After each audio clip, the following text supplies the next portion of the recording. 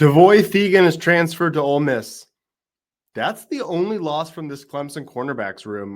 Mike Reed has a pretty darn good group here with some veteran experience. This is going to be a special group. Let's dive right into it. Hey, before we do, don't forget to like and subscribe to this video. It helps it grow a lot. I appreciate it. So there's really three guys who I'm calling kind of the circle of trust, the trio that you really trust in a big game. It starts with Avion Terrell, younger brother of AJ Terrell, making a name for himself, though. He is a junior now, a true junior, and he's been Clemson's legitimate number one lockdown corner that you don't have to, you kind of put on an island. I don't know that he's quite risen to the very top levels like Mackenzie Alexander quite yet, but I think this is the season, and you're already seeing it with some early draft projections, but this is the season he dominates and he goes in the first round of the subsequent NFL draft. So he's been remarkably healthy. I feel like wide receiver and cornerback, those guys are always getting dinged up. Maybe not bad injuries, but something. You got to be with all the cuts and speed you need. It's hard to play through injuries. I get that. But Avion Terrell has remained very, very healthy. And he's a guy who can, he's not a bigger cornerback, but he can tackle. He can knock the ball out. He's got great speed. He's Clemson's number one, pretty much bar none. Then after him, there's really two guys who are more or less co-starters. And one's a veteran and one's kind of a rising possible star, maybe the next Avion Terrell role. But I'll start with the veteran, and that's Jaden Lucas. He's a senior. He was a big, borderline 5-star prospect a couple years ago. He's now entering his senior season, and some people might be tempted to call him a bust. I would not. I think despite missing some time with injuries here and there, he's more or less been a solid contributor. He has been an average to above average cornerback for Clemson that has played decent snaps. And no, he hasn't been a superstar, hasn't hit that high end potential, but he's 6'2". He's got the good tackling ability we've already seen, and he still has that top prospect pedigree. So I think you've seen enough to feel like his floor is pretty good, provided he's healthy enough to play. But he's got a good floor, so you know what you're getting. But he still has that upside if he could be healthy all offseason and go in feeling his best with the most experience he's had. I think he still has the upside. So I like him because he's got the frame, he can tackle, he fights, and he's going to be at least decent. And I still believe he's got the potential to be very, very good. So that's two guys, and this is why this season, this is one example of why this season, 2025 for Clemson, is so critical, because they're probably going to lose both of these cornerbacks. Jaden Lucas being a senior, Avion Terrell, hopefully, probably a first round, maybe second round kind of draft pick following his junior year. So they're probably both gone. That's why the Clemson's really got to cash in and make a playoff run this season. Among other positions, obviously, quarterback being with Cade Klubnik in his final season being, same situation, amplified.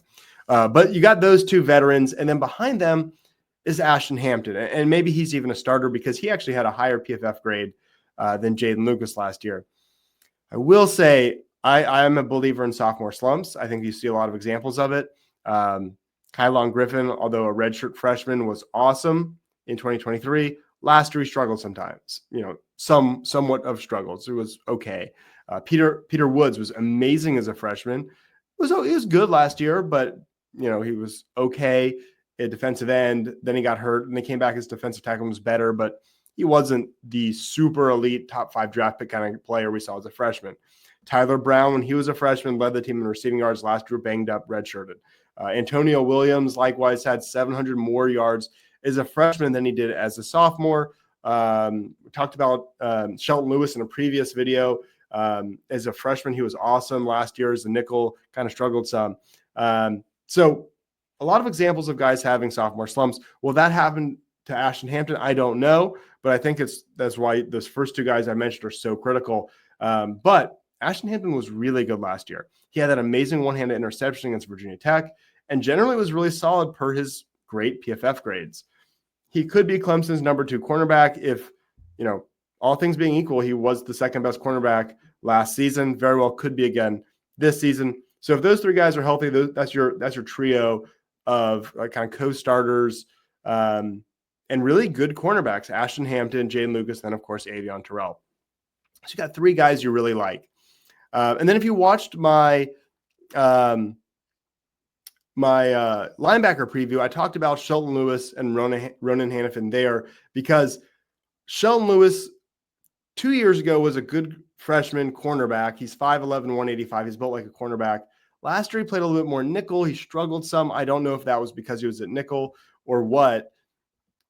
Will he be the nickel this year so you can get him on the field more and kind of like a Ryan Carter role is a smaller DB, but you want him on the field and you have some better options at true cornerback? That would be okay, but you got to see how he adapts to that position. Ronan Hannafin, who's actually a junior, it seems like that came on fast, but he was a wide receiver who played a lot of special teams.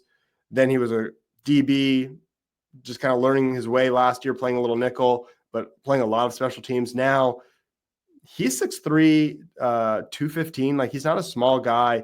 Maybe that makes sense for him. He didn't look good against the run in very limited action last year. He got burned by David Iziomume in the spring game. I don't know how good he is against the run, but maybe Hannafin or Lewis can be your nickel. If not, I think one of them, I think ideally Lewis looks like he could be a good outside cornerback if they chose to move him back there. I do love linebacker Jamal Anderson, who I think could be a Sam, and maybe you can kind of leave him in as a 4-3, but also he can kind of be the nickel. So I think you have options there, but Shelton Lewis is a guy who can also be an outside cornerback. Then beyond them, Braden Stozier,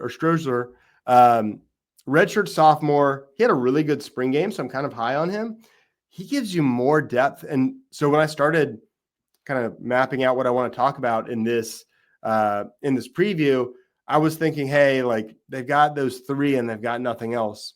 As I look into it more, depending on what they do with nickel, Shelton Lewis could be that's a fourth guy. And then based on what we saw in the spring game, Stozier could be a fifth guy that you kind of start to believe in. And then there's Corian Gipson. And Corian Gipson was a really big prospect, but tore his ACL before making an impact at Clemson. If he's healthy, is he now, what is that? Like, we're talking 6 guys that we believe in possibly at cornerback. It's actually a pretty deep room. So my original kind of talking points were you got those 3, but they better stay healthy. You definitely need Avion Terrell to stay healthy, but they actually have some depth here. I think this could be one of Clemson's deeper cornerback groups in quite a long time. Let me know what you think. Who do you think has a breakout year?